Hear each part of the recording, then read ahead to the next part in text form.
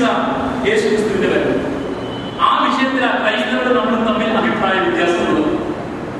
ഈ നജ്റാനിലെ ക്രൈസ്തവ പാതിരിമാര് വന്നത് തിരുനബിയുമായി ഈ വിഷയത്തിൽ സംവാദങ്ങളാണ്. അപ്പൊ അവരുടെ മുന്നിൽ വസ്തുതകളെ ചിത്രീകരിക്കണം. ഇനിയുള്ള ഭാഗം ഈ അധ്യായത്തിന്റെ തലക്കെട്ടായി ആ വിഷയമാണ്. ഇൻഷാ അല്ലാഹ് അടുത്ത ക്ലാസ് മുതൽ കേൾക്കാം. നന്നായി പഠിക്കേണ്ട ഭാഗമാണ്. അത് കൃത്യമായ കാഴ്ചപ്പാട് ഉണ്ടായിരുന്നാൽ നമ്മുടെ സഹോദര സമുദായ അംഗങ്ങളുമായി സംസാരിക്കുമ്പോൾ അവിടെ നന്മ ഉദ്ദേശിക്കുന്നത് വസ്തുതകളെ നമുക്ക് അറിവായി തർക്കിക്കാനും പോകേണ്ട കാര്യമില്ല. അത് വളരെ കൃത്യമായി പഠിപ്പിച്ചു. അല്ലാഹു സുബ്ഹാനഹു വ തആല വിശുദ്ധ ഖുർആനിന്റെ ശരിയായ ആശയം മനസ്സിലാക്കി അതിനെ മുറുകെ പിടിച്ച് ആ മാർഗം ജീവിച്ചു നിൽക്കാൻ കേരളത്തിൽ നമ്മിൽ മരിച്ചുപോയവർക്ക് രോഗികൾക്ക് ശിഫയും ശമനവും നൽകുമാറാവട്ടെ. ربنا آتنا في الدنيا حسنة وفي الآخرة حسنة وقنا عذاب النار.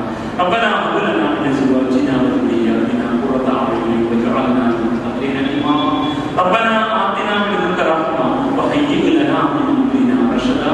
ربنا اغفر لنا ولإخواننا الذين سبقونا بالإيمان ولا تجعل في قلوبنا غلا للذين آمنوا ربنا إنك رؤوف رحيم.